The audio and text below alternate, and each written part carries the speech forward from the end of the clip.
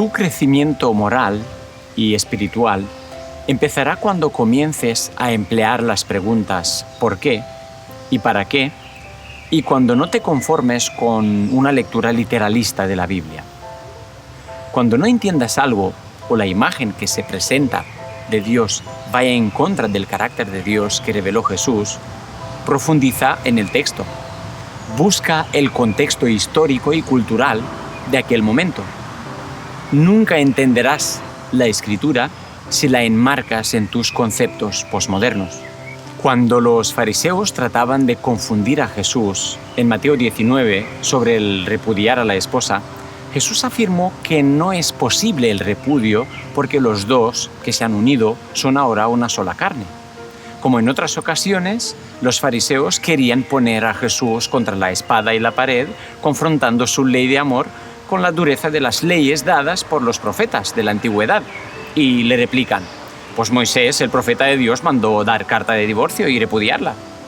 Jesús les dice, en el versículo 8 de Mateo 19, por la dureza de vuestro corazón Moisés os permitió repudiar a vuestras mujeres, mas al principio no fue así. Les está dejando claro que el problema es el corazón humano. Esa no es la voluntad de Dios. Ningún tipo de violencia puede ser voluntad de Dios, porque su carácter es amor. La violencia es siempre voluntad de los hombres, instigados por el maligno, no de Dios, porque Dios es amor. Veamos un ejemplo. Deuteronomio 7:2 dice, cuando el Señor tu Dios te lleve dentro de la tierra, donde estás a punto de entrar y que vas a poseer, Él te abrirá camino quitando de tu paso a muchas naciones, los hititas, los gergeseos, los amorreos, los cananeos, los fereceos, los heveos y los jebuseos. Esas 7 naciones son más fuertes y numerosas que tú. Cuando el Señor tu Dios las entregue en tus manos y las conquistes, debes destruirlas por completo. No hagas tratados con ellas ni les tengas compasión. ¿Cómo entiendes este texto? ¿Era esa la voluntad de Dios? Dios promete la tierra de Canaán a Abraham y a su familia futura, y es después de 430 años de gracia para los cananitas que Dios cumple su promesa. Envía a Moisés para poner en marcha la liberación de su pueblo. ¿Qué es lo que hicieron los israelitas para determinar a Faraón que les dejaran salir de Egipto? Nada. Llegan al Mar Rojo, mirando atrás se dan cuenta que son perseguidos por el poderoso ejército de Egipto. ¿Qué es lo que tuvieron que hacer los israelitas para abrir el Mar Rojo? Nada. ¿Qué es lo que tuvieron que hacer para escapar de la furia del ejército de Egipto? Nada. Cruzan el desierto, empiezan a entrar en la tierra prometida y comienza el conflicto bélico. ¿Por qué, si hasta aquí Dios ha hecho todo y el pueblo nada, llegados a ese punto, no le dejan actuar a Él? ¿Era el plan ideal de Dios que la tierra de Canaán fuese conquistada con la violencia? No. Mira los siguientes textos. Éxodo 23, del 27 al 30 dice, enviaré mi terror delante de ti y trastornaré a todo pueblo donde tú entres y haré huir de tu presencia a todos tus enemigos. Delante de ti enviaré la avispa que expulsaré de tu presencia, al heveo, al cananeo y al eteo. No los echaré de tu presencia en un solo año, para que la tierra no quede desolada y no se multipliquen contra ti las bestias del campo. Poco a poco los iré echando de tu presencia, hasta que aumentes en número y heredes la tierra. Éxodo 33 del 2 al 3 afirma, y enviaré delante de ti a mi ángel, y expulsaré al cananeo, al amorreo, al eteo, al fereceo, al heveo y al jebuseo, en una tierra que fluye leche y miel. Y Deuteronomio 7 del 20 al 22 dice, Yahvé, tu Dios, irá expulsando a estos pueblos poco a poco. No podrás acabar con ellos enseguida, no sea que las fieras del campo lleguen a ser demasiado numerosas para ti. Dios les propuso que Él se encargaría de aquella situación como había hecho hasta entonces y que confiaran en Él. Pero el pueblo quería luchar. En el contexto político y sociocultural de aquel periodo histórico, la conquista de cualquier pueblo, ciudad o nación se hacía a través de la violencia. A nadie sorprendía aquel tipo de destrucción. Esta práctica se llamaba Jerem y era un voto sagrado para destruir algo por completo y no se podía cambiar de opinión. Esta práctica de exterminio tenía su sentido en aquel contexto político y cultural. Para que lo comprendas mejor, debes tener en cuenta que, en primer lugar, cualquier conflicto militar era una lucha entre dioses. Exterminando por completo un pueblo, se demostraba la superioridad o la inferioridad de su Dios y la impotencia del Dios del pueblo exterminado, que no pudo defender a nadie de su pueblo. Por esto destruían personas, animales e ídolos o dioses. En otras palabras, era como si exterminaran a aquel Dios. En segundo lugar, se daba una lección preventiva a las demás naciones. Si alguien contestaba a la autoridad del conquistador, tenía un ejemplo de lo que le podía pasar. Y en tercer lugar, exterminaban a todos para evitar venganza de las generaciones posteriores. Aquel tipo de exterminación no fue en absoluto una práctica inventada por Yahvé.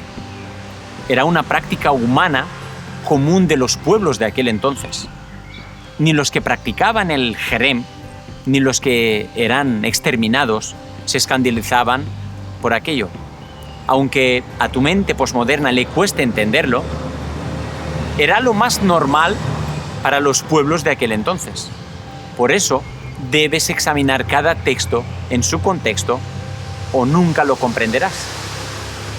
Aquella horrible práctica estaba tan enraizada culturalmente en la mente del pueblo que Dios no se la pudo quitar de la cabeza. Y como su carácter no es obligar, la toleró. Aunque ellos eligen un camino secundario, Dios no se enfada con ellos, no les abandona y no les obliga a seguir su plan original de la no violencia. A pesar de las nuevas circunstancias, Dios quiere cumplir su plan y su promesa hecha a Abraham, pero buscando reducir al mínimo los daños y los efectos colaterales. Dios tuvo mucha paciencia con el pueblo de Israel, se adaptó a su nivel de comprensión, y aunque la violencia no era parte del plan ideal de Dios, era iniciativa de ellos y tuvo que permitirla, igual que tuvo que permitir otras cosas, como por ejemplo, cuando los que eran pueblo de Dios eligieron la poligamia, inspirándose en las prácticas de los pueblos que los rodeaban.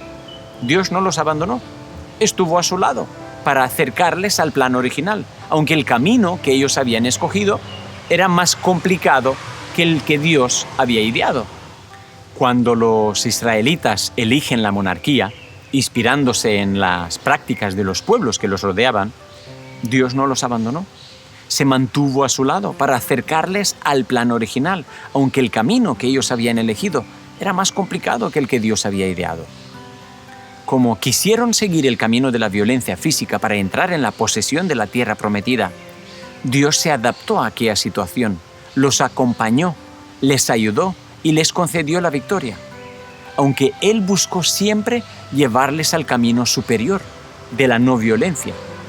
Diría Jesús: por la dureza de vuestro corazón permitió Dios estas concesiones, pero el ideal no era este. Dios no interviene en la vida de una persona sin tener en cuenta el contexto en el cual esta persona vive o sus decisiones. Dios se encuentra con la persona donde está, tal como es. Él va revelando su carácter de amor y transformando al ser humano de dentro hacia afuera. Pero para eso, el ser humano debe permitir que así sea, porque Dios no obliga. La violencia nunca fue el plan de Dios, pero se adaptó al nivel de comprensión de su pueblo, a sus circunstancias. Les hizo ciertas concesiones para llevarlos al camino de la madurez. ¿Crees que aquel tipo de violencia, que la práctica de aquel tipo de exterminio, el Kerem, les ayudó a acercarse más a Dios? La historia bíblica demuestra que no. Aquella práctica les hizo más insensibles y les expuso aún más a la confusión e idolatría. Este era el constante problema de los israelitas. Continuamente estaban imitando las realidades culturales, sociales y espirituales de los demás pueblos. Se mezclaron con las naciones y aprendieron sus obras, las cuales fueron causa de su ruina, diría el profeta. El camino que eligieron los israelitas al final se convirtió en una maldición y les llevó a perder su identidad y su misión. Tus caminos alternativos no te acercan a Dios, te alejan de Él. Imitar las realidades culturales o sociales de la sociedad que te rodea, hoy como ayer, te alejarán de Dios.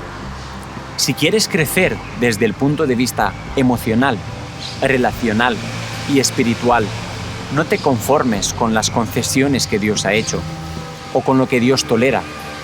Busca el plan original, busca el camino superior, busca conocer de verdad al Señor.